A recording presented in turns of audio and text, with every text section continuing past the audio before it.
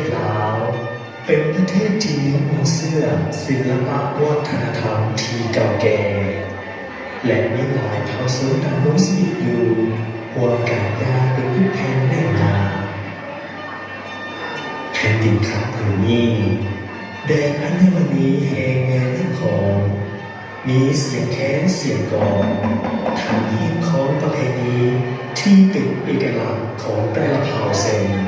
พระขวัญบุญคินเจียนบุญเกอและอื่นๆเหมือนกันคำก่อนที่ว่า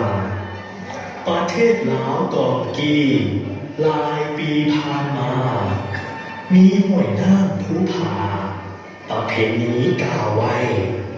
อายเอื้อน้องใหญ่น้อยลายเท้าห่วงอุทธรทุนสร้างลาวหงแจ้งจำปาบานเฮือนหงถูกเผาสนเพียรพร้อมน้ำภาษาพัฒนาเป็นสัญลักษณ์บอกไว้ภาษาเสื้อซากลาวจิตใจขาวแจ่มแจ้งฮีดของที่สูงส่งลงสู่เหนือและใต้ทั่วแคว้นแดนลาวจำปาเลย